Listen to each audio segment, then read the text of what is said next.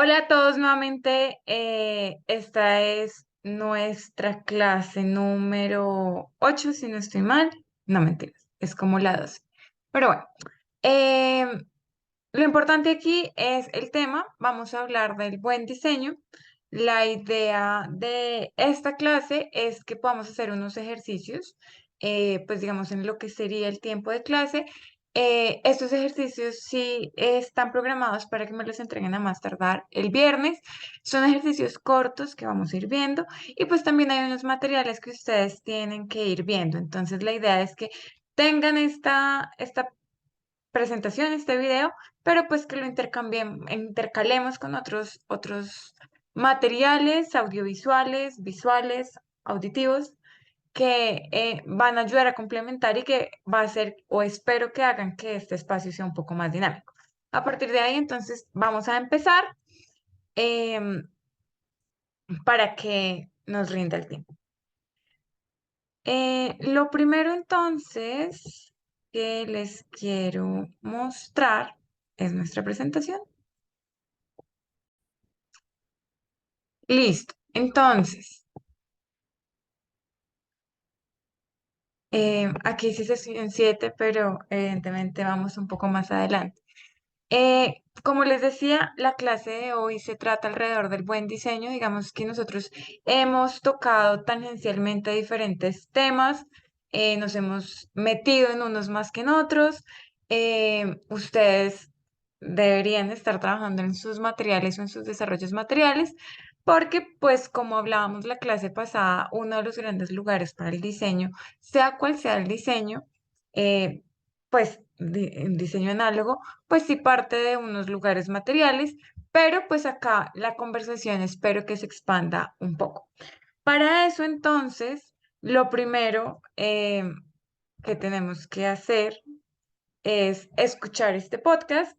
Este es un podcast que dura media horita, pero lo ideal es que ustedes lo escuchen antes de meterse en todo lo que voy a explicar después. Entonces, digamos que lo primero es que ustedes le pongan play a esto media hora mientras, no sé, arreglan el cuarto, se preparan para la comida, cualquier cosa.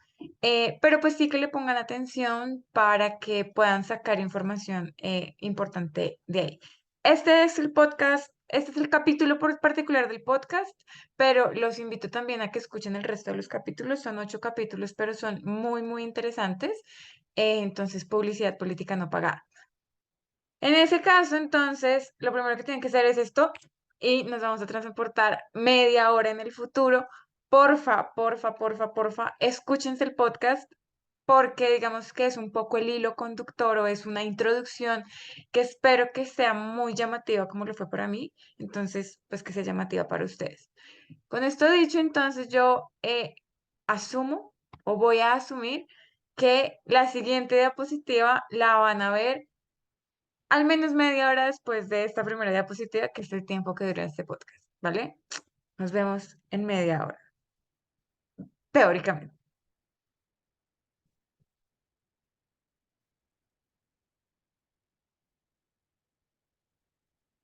Entonces, uno de los protagonistas del capítulo que se tenían que escuchar de podcast, de la Grande, es este señor Dieter Rams. Este señor, pues, si ustedes se dieron a la pela de buscar un poquito más, saber quién es digamos que uno de los grandes diseñadores. Es un diseñador de producto, no es un diseñador gráfico, pero pues digamos que lo importante aquí es cómo esta persona ha sido nominal o ha sido supremamente importante en la definición de cómo se tienen que ver las cosas. Él diseñó o diseña, creo que todavía diseña para Brown, que es una marca de electrodomésticos, y pues a partir de ahí, digamos que propone unos términos del diseño que él decide poner que son los 10 mandamientos del buen diseño. Dieter Rams dice que estamos preocupados por el estado del mundo alrededor de nosotros porque hay una impenetrable confusión de formas, colores y ruidos. A partir de eso que él dice, pues que esta confusión que se está generando constantemente, sobre todo alrededor de una producción muy abundante de cosas, pues es que él saca sus 10 reglas del buen diseño y pues evidentemente sobre eso, sobre lo que vamos a discutir acá. Hay muchos otros diseñadores que evidentemente trabajan desde lo gráfico, que han puesto o han determinado otras maneras de hacer buen diseño gráfico. Y pues la idea es que ustedes puedan también encontrar esos otros diseñadores y pues discutirlo, ¿vale? A partir de ahí, entonces, nosotros llegamos a este lugar que son las reglas del buen diseño que también nos mencionaban en el podcast. La señora del podcast, que tiene un nombre muy raro, que yo, Anachu, nos narraba al final estos 10 principios del buen diseño, donde nos dice que el buen diseño tiene que ser novedoso, que tiene que darse a la oportunidad de innovar, siempre ligado a la tecnología, pues que estas innovaciones están siempre ligadas a la tecnología. Eh, Tenemos que situar estos 10 mandamientos, pues ya digamos, en un tiempo-espacio, que esto ya ha pasado un tiempo, esto se lanza más o menos alrededor de los 90, donde pues el paradigma de la tecnología sigue siendo pues importante, el paradigma de la novedad también es importante, entonces para que lo veamos con un poquito de perspectiva, pero también pensando que esto ha regido el diseño durante mucho, mucho tiempo y que estos principios también son hijos de la Bauhaus, que pues ese es ese gran lugar que dentro de la modernidad nos determinó qué era el buen diseño o qué era el diseño. Pues la Bauhaus se constituye como ese primer lugar de aprendizaje de la disciplina sin que hubiera diseño como con letras mayúsculas, pero pues que sí nos dice que hace parte de un pensamiento que es moderno, que está ligado a la tecnología, que tiene que ser industrializable y pues digamos todo lo que implica el pensamiento Bauhasiano.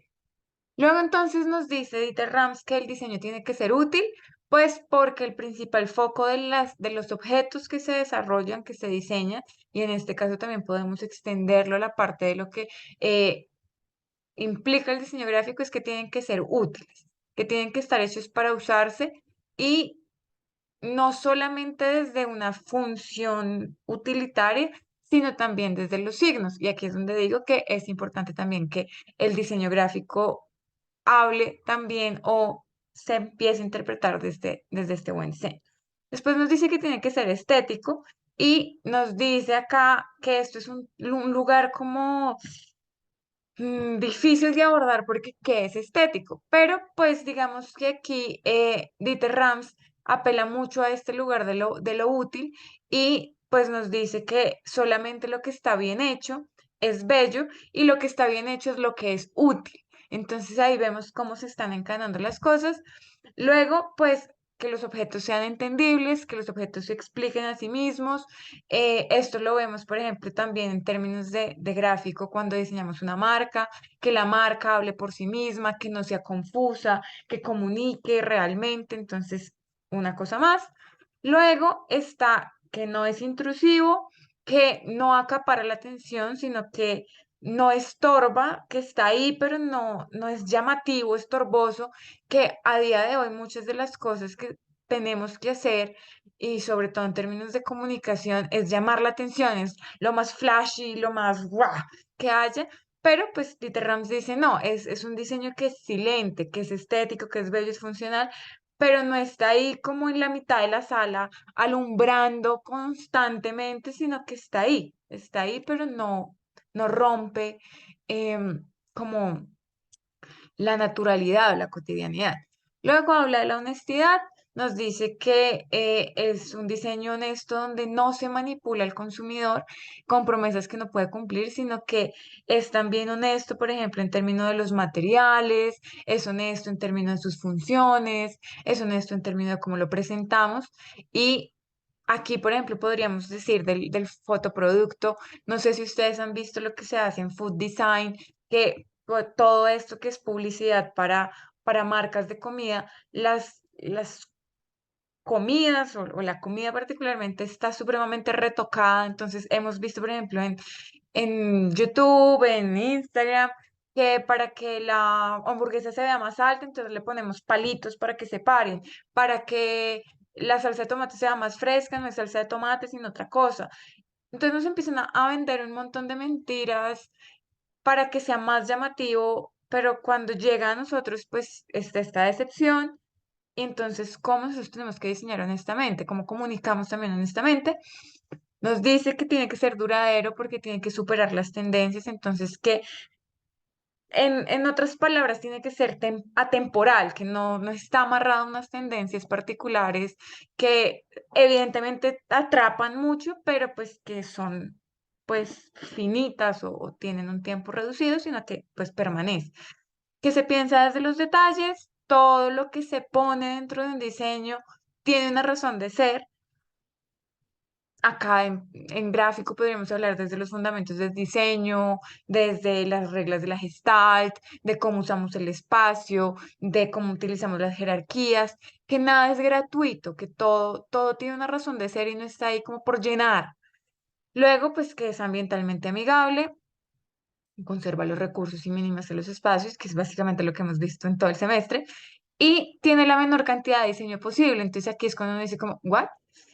Y pues nos apela también a esta idea de lo que implica o empieza a implicar la narrativa de la sostenibilidad en términos de diseño, y es que es mínimo, es sencillo, es menos, es escaso, digamos, por decirlo de alguna manera, porque eso es lo que está asociado con un lugar de lo amigable, de lo sostenible, porque no gasta recursos. Y a partir de ahí, pues como que editamos constantemente para que todo sea limpio, no intrusivo, honesto, que no haya nada que sea fortuito, que nada que sea puesto ahí sea gratuito.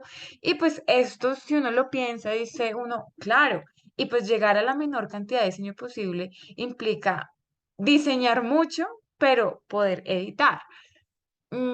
Y pues esos han sido unos grandes lugares del desarrollo, del pensamiento de diseño que yo creo que ustedes los han aplicado en algún momento o también lo han visto aplicado en otros lugares.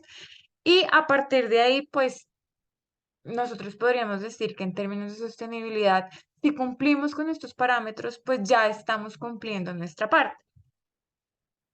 Dicho eso, entonces yo les traigo aquí este otro video. Nuevamente, espero que se lo vean.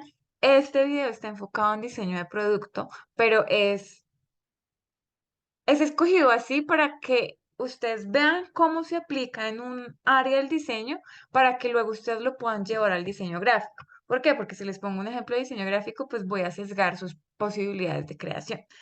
A partir de ahí, entonces, nuevamente, este video es más cortico, creo que dura 9 minutos. La idea es que se lo vean y vean cómo esta persona genera una guía práctica de cómo diseñar productos que sean atemporales, que es uno de los de las grandes enunciaciones que hace Dieter Rams en términos de que sea perdurable, que sea duradero, que no responda a unas tendencias y a partir de ahí, pues que perdure en el tiempo. Véanse este video que dura 9 minuticos y nuevamente nos vemos en el futuro en la siguiente diapositiva.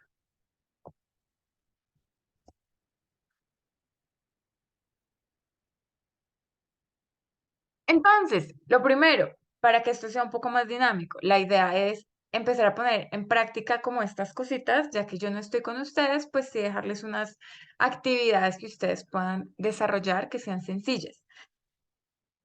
El video anterior, ¿qué nos dice? O ese diseño de lo timeless, ¿en qué se apoya? Se apoya en muchos de los principios de Dieter Rams, inclusive él lo dice, pero pues aquí se los voy a resumir. Espero que este resumen no sea haciendo trampa de no verse el video, sino pues como a manera de conclusión. Nos dice uno de los grandes, o enuncia desde uno de los grandes lugares del diseño nuevamente del siglo XX, que es un enunciado que hace el arquitecto Louis Sullivan, que es la forma sigue la función. Este enunciado también, digamos que nos permite entender que hay una honestidad en términos de que sea también fácil de comprender, no sé, muchas veces ustedes en términos de coger cosas o productos, uno dice, uy, pero esto por dónde se prende, esto cómo se coge, esto cómo se usa. A partir de ahí, esto dice este chico en este video. apelando a esta frase famosa de Luis Sullivan, de que la forma sigue la función. De ahí que nuevamente la forma no es gratuita, no es caprichosa, no es porque se me ocurrió así, sino que tiene una función.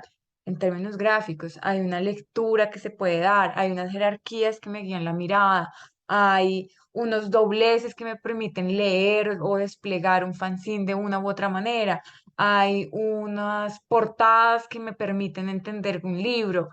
Eh, Todo eso, pues, lo podemos aplicar a diseño gráfico. Luego nos dice que tiene que haber estructura, pero también movimiento. Entonces, que no todo sea súper rígido, súper estático, sino que hay una, por ejemplo, una rejilla, que es lo que podemos usar en términos editoriales, pero que dentro de esa rejilla hay unos flujos, que no todo es así como tieso, sino que cómo utilizamos una estructura que es fundamental y que está abajo en base, pero cómo hacemos que esta estructura fluya. Luego nos dice que hay que tener un solo contraste principal, porque si ponemos muchas cosas, pues esto se nos va a ir de las manos. Con un solo contraste principal se puede generar ese diseño temporal, que tenemos que utilizar patrones básicos, que no es necesario lo recargado, lo barroco, lo kitsch, sino que entre más básico mejor, que sean unas repeticiones que sean sencillas. ¿Cómo podemos, por ejemplo, lo que dice Lucius Wong, entonces repetición, teselación, iteración, teselación, pues cómo lo podemos poner en práctica en términos de unos patrones básicos? Luego, que los detalles sean limitados, porque claro, nuevamente si todo es muy profuso, todo es muy barroco, entonces, ¿dónde pongo la atención? Y pues eso me está consumiendo muchos más recursos en todos los sentidos. Luego nos dice que utilicemos materiales honestos, esto pues evidentemente está mucho más llevado al producto, pero también cómo entonces podemos hablar de materiales honestos desde el diseño gráfico. Y es parte de lo que ustedes están haciendo en el desarrollo de materiales. ¿Qué tan honestos son esos materiales? ¿Cómo voy a dejarlos en crudo y apreciar su belleza? Luego nos dice que tengamos mucho cuidado con los colores y las fuentes tipográficas, porque nuevamente el exceso pues nos va a llevar a que haya pues una temporalidad, a que pertenezcan a una tendencia. Ciertas fuentes nos van a decir que pertenecen a una temporada, a un cierto tipo de años, de seasons de la producción. Entonces, pues buscar unas fuentes o desarrollar unas fuentes que sean sencillas, honestas, legibles, si esto es lo que necesitamos, que es en términos de comunicación. Y además de todo eso, tiene que tener personalidad para que no parezca la vajilla de una cárcel blanca plana. Entonces, como todo eso anterior, que es, digamos, un poco restrictivo, nos dice además, métale su personalidad. ¿Cómo hacemos del blanco mi blanco? ¿Cómo hacemos del negro mi negro? ¿Cómo hacemos de la Arial o la helvética mi Arial y mi helvética? ¿Cómo pongo a consonar diferentes creaciones o diferentes recursos para que haya un diseño temporal? A partir de ahí, la actividad que tienen que hacer es váyanse con estas características a, si quieren, a Dalí, a Midjourney, pero creo que Midjourney ya está cobrando, o a cualquier inteligencia artificial que produzca imágenes. Y métanle esto y díganle que quieren hacer un cartel, una valla publicitaria para el producto o servicio del modular. Entonces, si es para pañales, una valla publicitaria que sea tan, tan, tan para promocionar este producto. Si es lo de Laura, lo mismo, para ver cómo, digamos, la inteligencia artificial entiende estos conceptos de qué se nutre y pues a partir de ahí, pues nosotros qué reflexiones podemos tener.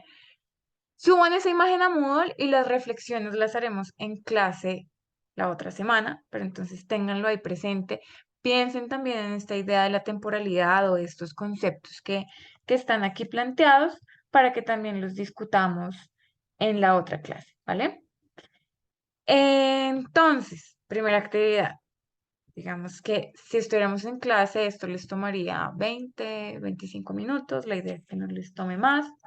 Entonces, también pensemos en eso, en que no vamos a ir acumulando cosas para hacer después, sino que yo les dejo tiempos acá, entonces la idea es que pongan pausa, hablen con sus grupos de modular y planteen esto, ¿vale?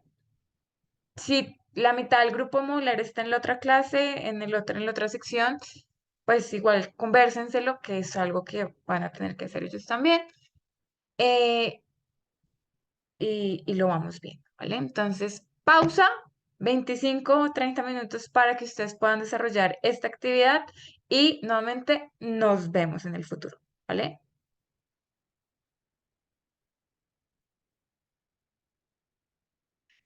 Llegamos entonces al futuro, más o menos.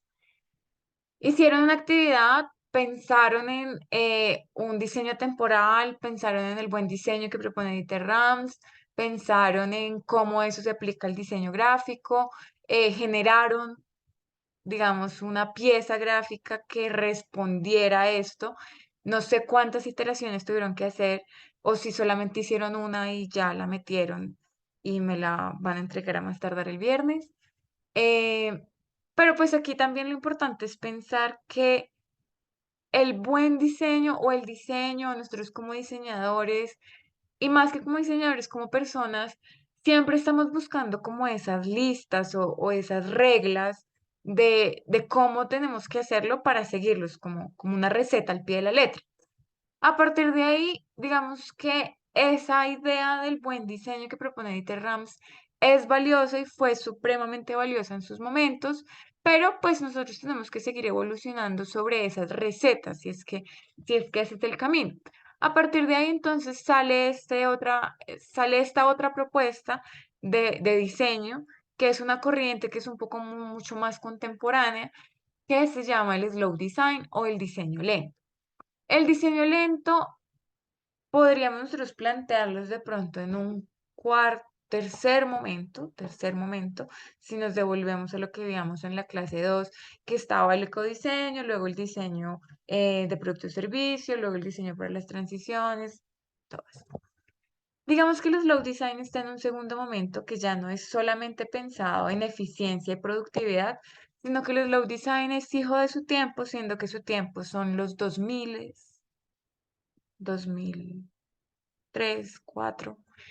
Y el slow design es un concepto donde se promueve no ser eficiente per se, evidentemente la eficiencia hace parte del trasfondo, pero lo que se determina es que tenemos que bajarle la velocidad a las cosas, que no podemos seguir pensando en producir a las mismas velocidades, en diseñar a las mismas velocidades, en consumir a las mismas velocidades, pues porque no está haciéndonos ningún bien, no nos está generando pues ninguna transición, ningún cambio.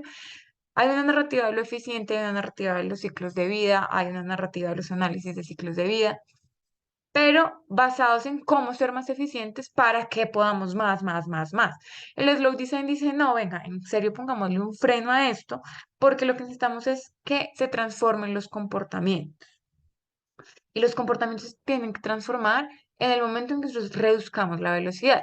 Ese, ese es, digamos, el disparador o el gatillador que nos va a motivar a repensar nuestros estilos de vida y nuestros estilos de vida basándonos en nuestros comportamientos. A partir de ahí, pues sí nos propone que los productos que se fabriquen, pues tienen que tener unos componentes de sostenibilidad, pero que ese no va a ser el core de las cosas, sino que, pues nuevamente, eh, vamos a generar unos cambios en términos de comportamiento, y aquí no solamente de comportamiento de consumidor, sino de comportamiento de diseñador. Y ahí, pues nuevamente, y siguiendo la fórmula del diseño, y la fórmula de la receta, el slow design nos propone unos principios. ¿De dónde viene el slow design? El slow design viene de un movimiento que se llama slow fashion, que es slow fashion, no, slow food, perdón, que lo vamos a ver más adelante. A partir de ahí, el slow design nos propone, como les decía, ay, unos principios. Estos principios, digamos que se establecen alrededor de un estudio que se hace en la Universidad de Ámsterdam. Esto pues teniendo en cuenta que los países nórdicos, los países que están más hacia el norte en Europa, pues tienen, entre comillas, unas conciencias mucho más sostenibles o están mucho más despiertos en términos de cómo hacer estas transiciones y se generan 6 principios del slow design que se establecen desde antes, pero luego se le suma uno más que es este primero que vemos aquí. Entonces, el primer principio es entender la relación objeto-sujeto desde una manera ritual y a partir de ahí mejorar las experiencias de usuario. Que cuando nosotros hablamos de experiencia de usuario, a nosotros hoy en día nos parece como súper natural y como súper cercano, sobre todo cuando hablamos de interfaces, pero aquí se planteaba en cómo nosotros íbamos a hacer que la relación o la interacción con las cosas fuera mucho más óptima, pero no en términos de eficiencia, sino en términos de apego. ¿Cómo voy a hacer que esto sea eh, el lugar que establezca los rituales que todos, absolutamente todos tenemos? Entonces, más allá de entender los rituales como un lugar de sacar plata, es entender cómo se experimenta el objeto de manera particular cada persona y cómo a partir de ahí nosotros podemos diseñar unas narrativas, diseñar unas campañas, diseñar unos objetos y que eso va a hacer que las conciencias que tengamos en nuestros entornos pues sean diferentes. Es diferente que yo genere un apego a algo que es supremamente utilitario y funcional y no más, a algo que me establece un ritual alrededor de mi estilo de vida. Un ejemplo, el té, el café. No sé si ustedes pues se preparan por la mañana el café, pero es diferente pensar en tomarme un café porque estoy trasnochado y tengo que despertarme a que cada mañana ustedes se tomen un tiempo para ir a calentar el agua, escoger el café, ver cómo gotea el café a través de la prensa.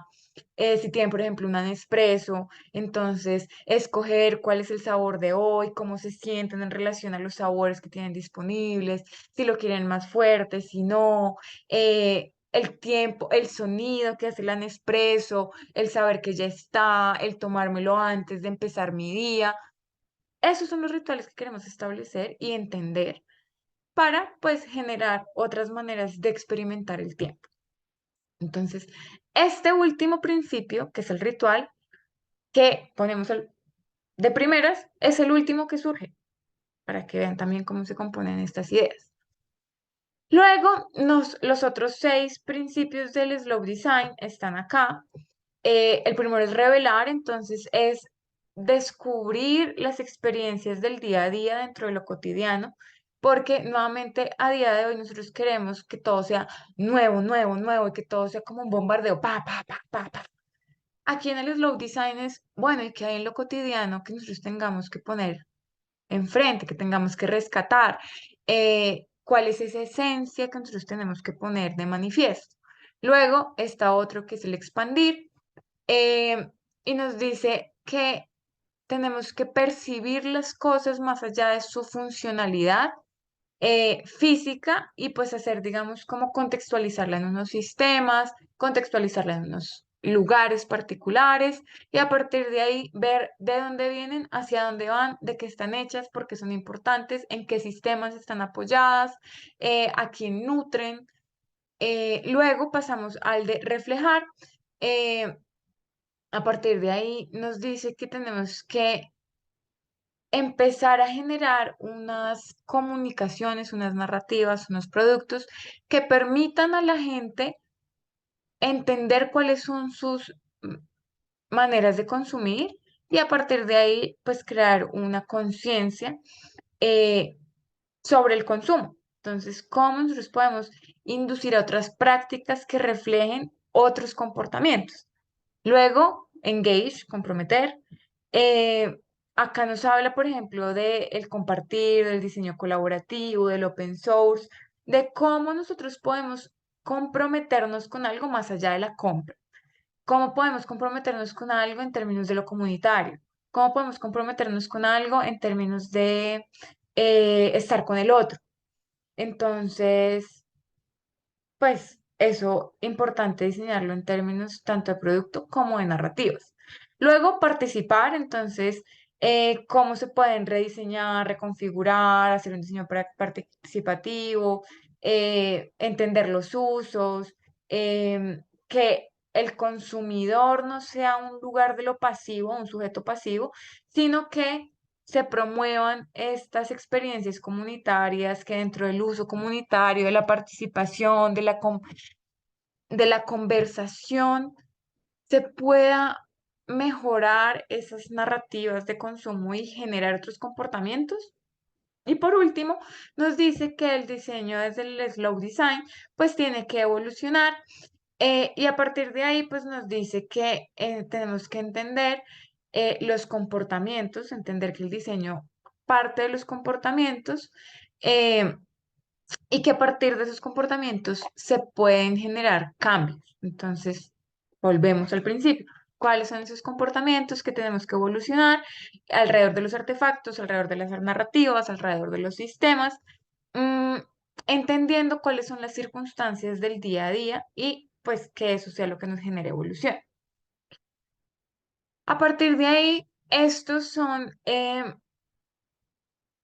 pues unos principios que pueden parecer que están muy lejanos, pero yo creo que nosotros, sobre todo ustedes que ya son hijos de estas experimentaciones, porque esto ya se ha puesto a prueba, pues los pueden sentir más cercanos. Les dejo pues esta diapositiva para que la lean más a profundidad, porque ahora pasamos al siguiente ejercicio. A partir de ahí tenemos otra actividad en clase, esta la van a hacer en parejas, y es que exploren dentro de su universo de referentes y del mundo que los rodea, pensando en estos principios del diseño lento, del slow design. Un ejemplo, busquen un ejemplo que ustedes digan, este ejemplo cumple con al menos la mitad de las características o de los principios del slow design. Y pues en una página ponga el objeto, el servicio, el cartel, ese diseño que ustedes consideran en términos de slow design, pongan dos imágenes y escriba la justificación de por qué ustedes consideran que ese diseño cumple con los principios del slow design, pensando en que el slow design quiere cambiar los comportamientos de la gente. Entonces piensen por qué aplican los diseños del slow design y cuál sería el comportamiento que está tratando de cambiar ese diseño en términos de sostenibilidad. ¿Vale? Esto, pues la idea también es que nos demoremos 20 minutitos, devuélvanse, vean de qué va el slow design. em, Si quieren, pongan en Google ejemplos de slow design a ver qué les sale. Pero los invito más que cualquier otra cosa a que lo exploren dentro de su contexto, dentro de sus referentes, dentro de algo que a ustedes les haya hecho cambiar el comportamiento pensando en que es más sostenible o que puede ser más sostenible. Ojo, no se dejen engañar con cosas que nos invitan a consumir más o a dañarnos mucho más. ¿Como qué? Por ejemplo, el vapeador. El vapeador está pensado para ser mucho más amigable, que no botemos colillas, que no dañe el medio ambiente, X, Y, Z, pero tiene unas narrativas mucho más contraproducentes, entonces tengan también cuidado en esas cosas. Dicho esto, entonces, chan, chan, chan, chan, chan, nos vemos nuevamente en el futuro.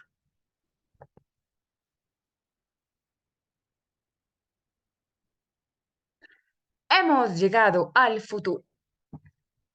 Muchos de los ejemplos que me imagino que ustedes encontraron, pues tienen que o están ligados a un producto, están ligados a un servicio y siguen con estas reglas del buen diseño o siguen ciertos parámetros o ciertas recetas que pues muchos de los diseñadores hemos chequeado en la lista. Sí, sí, sí, sí, pero pues digamos que el buen diseño en términos de lo que yo quiero que entendamos en esta clase es que va más allá de ese buen diseño en términos de unas estéticas, en términos de unas funciones, en términos de unas objetualidades. A partir de ahí, el diseño, como yo quiero que lo comprendamos aquí, es un diseño que diseña para el bien común, que es lo que normalmente no pasa en los contextos principales, que están diseñando para un mercado de consumo. Cuando nosotros hablamos del diseño para el bien común, entonces aparece esta frase que viene de un autor que se llama Enzio Mancini. Enzio lo que nos dice en su libro Todos diseñan es que todos diseñan. ¿Qué pasa aquí? Que nos quita el aura maravillosa del diseñador, de que nosotros somos los ungidos de Dios, que somos los únicos que tenemos capacidad de diseñar, sea lo que sea que eso signifique. A partir de ahí, Enzo Mancini lo que nos dice es que todos los seres humanos estamos en capacidad de diseñar. Hay unos que nos especializamos en esa disciplina, pues tenemos más herramientas o cualquier cosa, pero que el diseño necesita tres cosas particularmente. Un sentido crítico del entorno en el que nos estamos moviendo, creatividad y un sentido práctico de los resultados que necesitamos. A partir de ahí, todos diseñamos, ya sea objetos, experiencias, soluciones, respuestas, marcas, lo que sea, unos con mayor habilidad que otros, pero la idea de la que parte Mancini es que el mundo es hecho por la gente. Uno, unas de las cosas del mundo están hechos por profesionales, otros por no profesionales, pero todos los que lo hacen tienen estos tres ingredientes y lo que están tratando es transformar sus mundos buscando un bien. En este caso, tendríamos que ver si ese bien siempre es común o no. Dicho eso, entonces, empieza a salir esta idea del diseño para la innovación social, donde Mancini lo que nos dice es que nosotros como diseñadores expertos nos tenemos que bajar de ese lugar en el que nos ha puesto, digamos, la historia de que somos superestrellas y lo que tenemos que hacer es ayudar a la innovación social o ser agentes de cambio y transformación en la innovación social, porque nosotros desde nuestras herramientas más expertas podemos activar, sostener y orientar procesos de cambio hacia la sostenibilidad. Esta innovación social implica, o dentro de lo que dice Mancini, es que toda esta transformación e innovación tiene que estar pensada para crear el mundo sostenible donde nosotros queremos vivir. A partir de ahí, todas esas actividades que son buenas para la sociedad promueven la capacidad de la sociedad para actuar. Entonces, lo que nosotros tenemos que hacer, más que diseñar cositas con una lista que podemos chequear, es habilitar a la gente para que pueda tener autonomía, para que pueda tener agencia, para que pueda poder tener decisiones, para que pueda cambiar sus comportamientos. A partir de ahí, nosotros queremos generar innovaciones radicales que proporcionen respuestas que cambien las respuestas de siempre. Que la respuesta ya no sea una camiseta, que la respuesta ya no sea un objeto, que la respuesta ya no sea una campaña publicitaria, sino que las respuestas mismas puedan cambiar.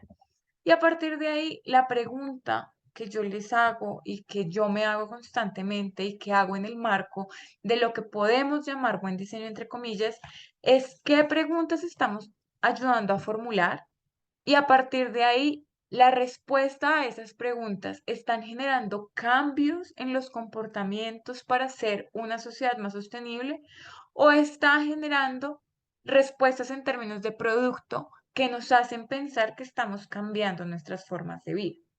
Y entender eso nos pone en dos lugares diferentes, que no deberíamos juzgar porque producir o generar unas transiciones en términos objetuales es importante, sí, pero que sí tenemos que coger con pinzas porque lo que yo les decía, la sostenibilidad no puede ser un adjetivo que yo pongo en una etiqueta. La sostenibilidad tiene que ser un verbo en el que estamos actuando constantemente para generar unas transformaciones hacia la sostenibilidad, hacia el mundo que soñamos vivir sin que tengamos que vivir en una distopía.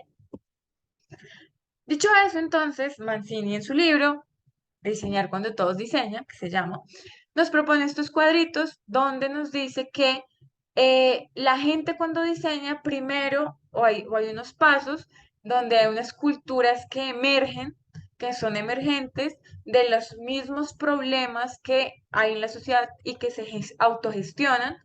Mm, y que a partir de ahí son organizaciones que son de base, organizaciones o activismos culturales, diseño y agencia y diseño, diseño con agencia y comunicación con agencia, y agencia y tecnología, siendo que, digamos, los dos primeros son los que son mucho más de la base y que pues luego se van generando colisiones de diseño, donde en esta parte de arriba, si ustedes ven, entraríamos nosotros, digamos, desde la experticia del diseño, pero que desde acá, desde un diseño más difuso que hace parte de la gente que no es diseñadora, se están produciendo respuestas y que nosotros como diseñadores, en términos del buen diseño, esto es lo que tenemos que rastrear y ayudar, sin que esa sea la mejor palabra, eh, a mejorar, a enactuarse, a vivirse para poder transformar,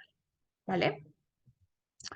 Con eso entonces yo les traigo un par de ejemplos sobre eso. Este es un ejemplo que es un lugar de lo gráfico eminentemente. Esto es un colectivo que es un colectivo americano que se llama La Colmena y este colectivo lo que hace es que genera workshops alrededor del mundo atendiendo a través de la visualización y la creación de universos visuales y gráficos las narrativas de ciertas historias particulares. Este en particular que ven aquí es el resumen de lo que fue un ejercicio que se hizo en Colombia, en Antioquia, sobre el Plan Colombia. Entonces llamaron a un montón de personas que fueron afectadas o fueron eh, sobrevivientes o experimentaron en primera persona lo que implicó el Plan Colombia, que era esta lucha contra las drogas, eh, y los pusieron a narrar sus historias mientras unos expertos en ilustración, en transformación de narrativas, iban dibujando o iban plasmando estas historias y estas experiencias en un mural. Este fue el producto final. Esto es una pancarta que es gigante, tiene creo que 7 metros de largo. Esto estuvo expuesto en el Museo Nacional un tiempo, pero todo lo que está pasando dentro de esta imagen tiene un significado, tiene una narrativa, tiene una razón de ser, no es fortuito, no es gratuito.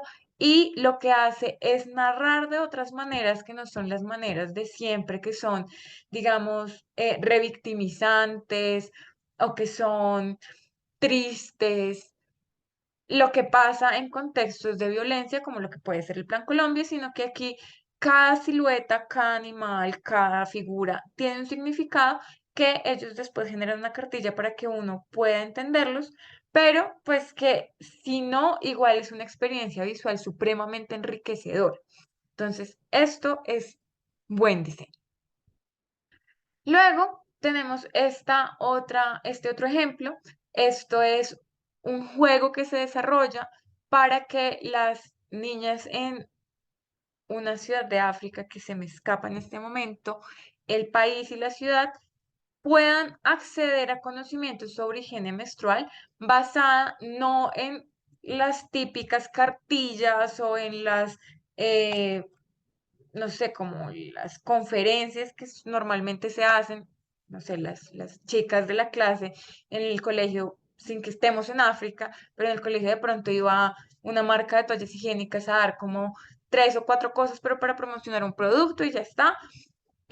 Esto es diseño pensando en transformación social, en llegar a unas comunidades, en generar unos impactos, entendiendo cuáles son los dolores. Entonces, ellos no van a hacer una cartilla, un panfleto, un brochure, sino que ven cuáles son los vacíos en términos de educación sobre higiene menstrual y desarrollan un juego que se puede usar en las aulas de clase para que participen tanto hombres como mujeres, para que entiendan esos procesos y además pensando en el contexto africano, donde muchas de las ciudades pues no tienen servicios corrientes, muchas de las personas están empobrecidas y pues digamos que al desarrollo en términos de lo femenino, pues puede hacer que haya deserción escolar, que no haya entendimiento sobre esto. Y esto, pues nuevamente es diseño y es buen diseño porque no está mediándose a través de productos de consumo, sino a través de herramientas y de, evidentemente, otros productos, pero que lo que quieren es transformar unas narrativas y unos comportamientos. Y llegamos al slow food, que es el padre del slow design. ¿Qué es el slow food? El slow food es un movimiento que se crea en Italia a principios de los 2000, 2005 creo que fue. Ah, no, 1989, perdón. Eh, Se genera en 1989, pero tiene como un auge en los 2000. En 1989 llega McDonald's a Italia y pues está toda esta idea de la globalización, llega después Starbucks, llegan todas estas grandes cadenas de comida rápida que, digamos, son el paradigma de esa comida fácil, fácil de llevar, fácil de comer, bla, bla, bla. Pero llega a Italia y mucha gente dice, bueno, ya entonces hacemos parte de este mundo de la globalización, del progreso, somos modernos, pero hay otra gente que dice, espérense un momento. ¿Qué es esto que está pasando aquí? Nosotros no podemos permitir de ninguna manera que McDonald's, Starbucks, cualquier otra cadena americana, Burger King, llegue aquí y destruya algo que es parte de nuestra identidad, que es cómo nosotros nos alimentamos, pero más que cómo nos alimentamos, cómo la comida es un lugar de la congregación familiar, social, nacional y cómo esto va a hacer que se pierda. A partir de ahí ellos dicen no de ninguna manera y empiezan a hacer como organización, esto es una organización de base, esto no lo hacen diseñadores, esto es gente preocupada por cómo estas lecturas de ser modernos porque comemos McDonald's y ser antiguos porque vamos a la tabula calda a mangiare la pasta, no, no tienen que estar en contraposición. A partir de ahí, entonces empiezan a organizar, empiezan a hablar, empiezan a gestionar y empiezan a gestionar comidas comunitarias. Se establecen mesas gigantes a las salidas o enfrente a los McDonald's, enfrente a los restaurantes de cadena para ir a compartir comida tradicional italiana. Entonces empiezan a hacer llamados a la acción alrededor de comer. Y nuevamente esto necesita una organización, necesita un montón de cosas, necesita diseño, pero va a rescatar o hacerle un frente a esas narrativas de que lo mejor es comer hamburguesa del McDonald's y no la pasta de tu abuelita. Y acá entonces empiezan a gestarse cómo hacer comidas kilómetro cero, cómo enhance a los agricultores, cómo hablar de alimentos orgánicos. Y todo esto empieza a tener un eco en otras ciudades, en otros países, y hay un movimiento que es el de slow food, donde vamos a comer lento, o sea, no queremos fast food, no queremos esa porquería que no sabemos de dónde viene, queremos la comida que nos congrega y que nos hace italianos. Y luego, pues eso se convierte en otras narrativas desde otros lugares, pero esto es diseño para la innovación social, esto es diseño sostenible, esto es lo que es importante rescatar, no hacer una hamburguesa orgánica. Esa es la gran diferencia. Y por último, tengo este otro ejemplo que es polémico. Estos son unos diseños que se proponen por Shirogu Ban, que es un diseñador, es un arquitecto em, japonés. Él diseña estos emergency shelters para cuando se da mm, un tsunami, si no estoy mal, en el 98, en Filipinas. A partir de ahí, él diseña este espacio hecho a partir de tubos de cartón y son casas que se pueden ensamblar supremamente fácil, que esto se lo dan o esto lo diseña Chirogu Wan para las Naciones Unidas para que esto sea una unidad de respuesta ágil. Y esto, en términos de diseño, es supremamente poderoso. Cómo se resuelve muy ágilmente una necesidad o un problema que está pasando, pero también desde el diseño para la innovación social tenemos que pensar cómo hay unas comunidades o unas personas que pasan por ciertos momentos donde sí tienen que ser ayudados con estas soluciones de diseño, pero que nosotros tenemos que soltar o que si vamos a participar en sus innovaciones sociales, va a ser escuchándolos, haciéndolos autónomos, dándoles agencia, dándoles otras posibilidades de ser. Entonces, está bien, pero ¿hasta dónde nosotros como diseñadores vamos a aplicar un buen diseño y hasta dónde es solamente por llevarnos nuevamente el premio? A Shirogu Wan lo premiaron por esto y es, digamos, uno de los diseños paradigmáticos en términos de arquitectura para las emergencias. A partir de ahí, nosotros tenemos que entender desde el buen diseño que ya nosotros no podemos operar desde la idea de los problemas que tenemos que solucionar y que tienen que ser resueltos con compasión, generosidad, capital social, y que eso genere opresiones en el sistema o en los sistemas donde nosotros estamos operando, sino que tenemos que olvidarnos que tenemos que solucionar problemas en términos de opresión y producto. Y a partir de ahí, nosotros hacemos este cambio. Chun, chun, chun, chun, chun, chun. No estamos enfocados en producto, sino en sistemas. ¿Cómo nosotros vamos a generar transformaciones en los sistemas que sean equitativas, que no sean opresivas, que no sean un checklist de esto lo hice bien, porque esto es lo que me dicen las recetas del diseño, sino que hagan que el otro participe y que esto realmente proponga unas alternativas para transformarnos e innovar socialmente, pensando y teniendo como un horizonte esos mundos deseables en términos de sostenibilidad? Dicho eso, entonces empiezan a haber movimientos o herramientas de la resistencia que dentro del diseño son muy poderosas, como esta. Este es un manifiesto que se genera alrededor de cómo vamos a diseñar alrededor de las plantas. Nosotros en las narrativas de diseño empezamos con un diseño centrado en el usuario o un diseño centrado en el producto, luego un diseño centrado en el consumidor, otro en el usuario, ya vamos a un diseño centrado en lo humano y hay otras categorías que nos dicen que nos tenemos que salir de ese centrarnos solamente en lo humano y tenemos que abrirnos a otros seres que habitan el planeta. Y este, por ejemplo, es un manifiesto de cómo vamos a diseñar centrándonos en las plantas. Y pues aquí se los dejo. Ellos tienen pues sus 7 enunciados. Y pues si ustedes ven, pasa por el diseño gráfico de una manera exquisita. Entonces se los dejo porque aquí lo importante no es el cartel. Aquí lo importante es qué dice el cartel. Que claro, cuando lo diseñamos de una manera que sea supremamente interesante y llamativa, pues va a poder tener muchos más ecos.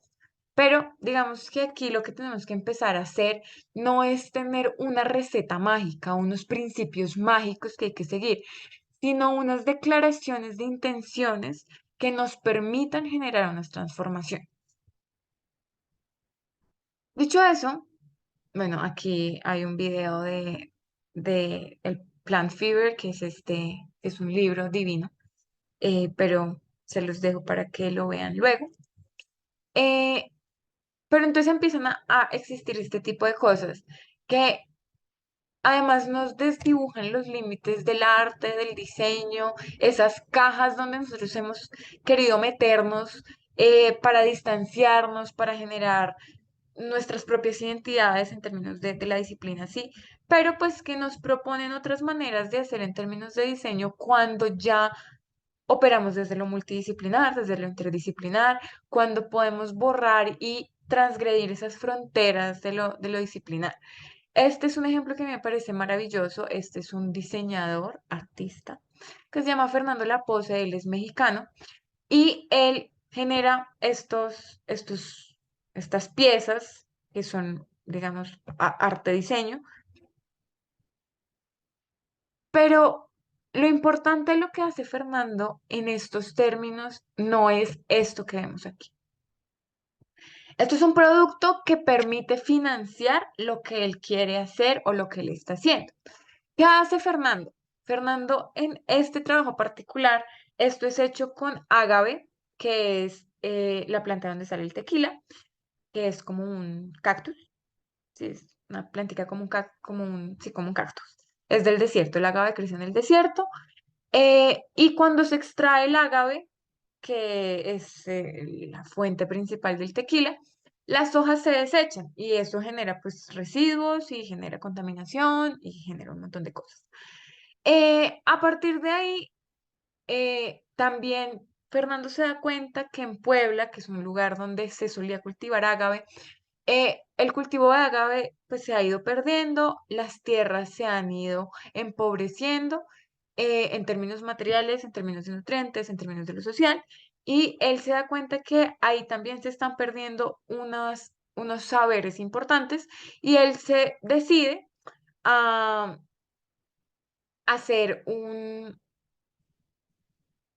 una reforestación de unos terrenos en Puebla en compañía de las comunidades y les dice, bueno, venga, vamos a sembrar un montón de matas de ágave que nos van a servir por un lado para hacer tequila, por otro lado para hacer estas piezas que al ser tinturadas vamos a rescatar unos saberes en términos de la tinturación, al ser pues convertidas en fibra vamos a rescatar otros saberes en torno a la fibra y otros en términos de lo artesanal, de la representación y configuración de estas figuras.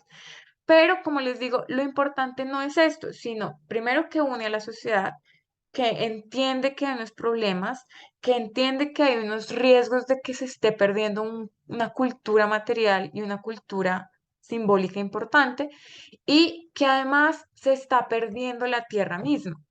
Entonces, lo importante a final de cuentas es rescatar lo social, lo comunitario y lo natural, porque se dieron cuenta que si cultivaban agave de ciertas maneras, iba a hacer que el agave retuviera agua para pasársela a la tierra y la tierra empezara a regenerarse para que de aquí a 20 años esas tierras donde están sembrando agave ahorita fueran tierras más fértiles para otros cultivos. Eso es diseño. Y eso es diseño pensando en la sostenibilidad, eso es diseño pensando en la transformación, eso es diseño pensando más allá del producto. Esto es buen diseño porque estamos pensando en el bien común. A partir de ahí, entonces David Orr nos dice que el mundo ya no necesita más gente exitosa, que nuevamente era la narrativa con la que yo les abría esta conversación, de que el diseño nos ha dicho que tenemos que diseñar el mejor cartel que nos va a llevar a los libros de historia, la mejor silla que nos va a llevar a estar en la colección del MoMA, el mejor producto que nos va a llevar a no sé dónde, porque estamos pensando en nosotros mismos, no en los impactos que nosotros podemos generar a través de nuestras herramientas como diseñadores expertos para generar unas convivencias y unas convivencialidades que sean mucho más enriquecedoras. A partir de ahí, pues no necesitamos más gente exitosa que se gane muchos premios, sino necesitamos gente que pueda vivir bien en sus lugares y que desde esos lugares quiera hacer el mundo habitable. Entonces nosotros tenemos que preguntarnos cuántas de las veces que yo hago algo lo hago por el éxito y cuántas veces lo que yo hago es porque quiero que el lugar donde yo habito y la gente que habita conmigo pueda habitar un mejor lugar. A partir de ahí, lo último que les quiero mostrar, y esto sí se los voy a mostrar aquí, es un video que es sobre qué creen ciertos diseñadores que constituye el buen diseño hoy en día. Dicho eso, entonces, les voy a compartir esto.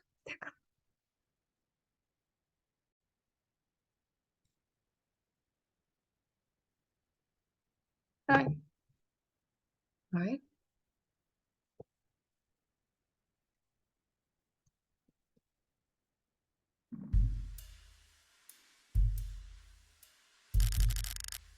For me, good design in the 21st century has to be a practice where rather than taking resources, we create more resources.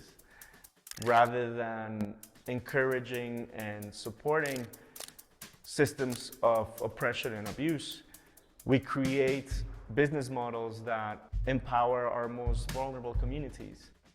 I believe that good design is about designing with. And that means that designers are creating platforms, scaffolding, systems, and products that allow space for human and non-human collaborators to treat what already exists as an opportunity rather than a problem. Good design is simple. Good design is the one. Me gustaba pensar y también invitar a otros a pensar que el diseño no existe. Creo que es mejor entender el diseño como verbo, como la práctica de tomar decisiones en muchos casos en nombre de billones de personas y con implicaciones para otras formas de vida.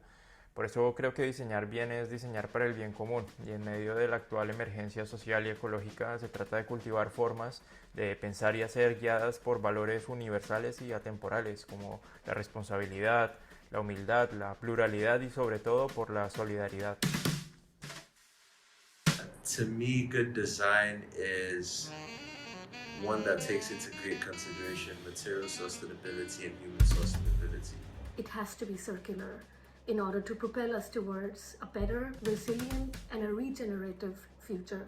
By celebrating biomimicry and preserving biodiversity and incorporating natural and indigenous processes, but also centering and honoring indigenous people. I believe that good design is the one that look at creation of relationships when we intervene in the world, the one that is conscious that every design intervention, from an object to an algorithm to a platform to a policy, understands that is basically weaving relationships between people and the environment, and between things. A good design now brings a sense and awareness of experiencing quality. A great design is open enough to provide its users with creative agency. It seamlessly blends into our life. And to realize that, it needs to be distributed and diverse, and most importantly, radically democratic. The key to good design is collaboration. I think that good design is equitable. It challenges the status quo, it includes communities on the margins and celebrates them as part of the creation process.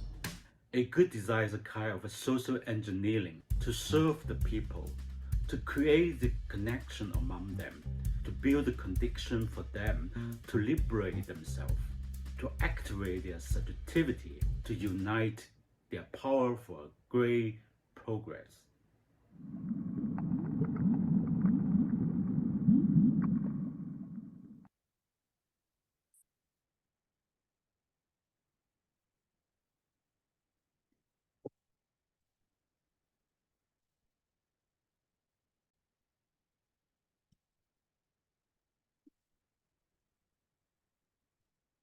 Bueno, entonces, yo espero que en este corto tiempo de las cosas que les conté, con los ejemplos que les mostré, con este último video que son diseñadores de diversas partes del mundo que tienen diversos proyectos, ustedes sí se tomen el tiempo de pensar qué es lo que están haciendo, qué es lo que quieren hacer y cómo consideran que su práctica va a transformar el mundo.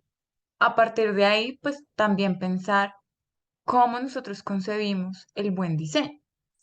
Em, Dicho esto, pues viene lo último, que es la actividad en casa.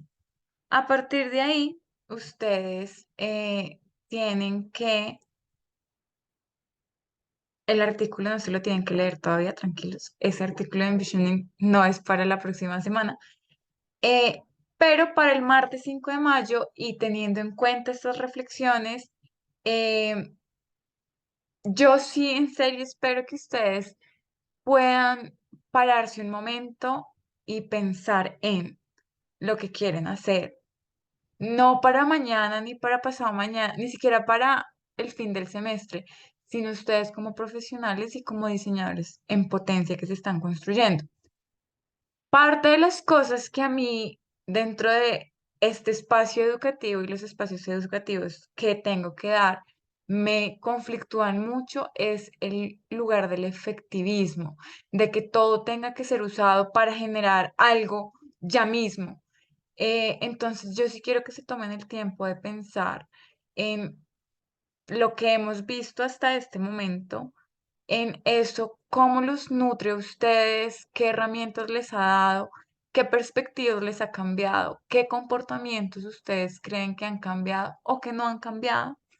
Y a partir de ahí, en términos de poner esto en práctica, porque para mí sí es importante no hacer cosas por hacer cosas, sino poner en práctica las ideas que nos pueden ir surgiendo. Lo que quiero que pase es que desarrollen por los grupos de trabajo del modular un manifiesto del buen diseño. ¿Qué es para ustedes el buen diseño? ¿Cuáles son sus declaraciones de intenciones desde ese buen diseño que ustedes contemplan y quieren generar? Y pues van a hacer un fanzine que es de diseño libre. Piénsense, vean referentes, pregúntenle a Lisbeth le pueden preguntar porque ya tiene un montón de referentes para que hagan su fanzine.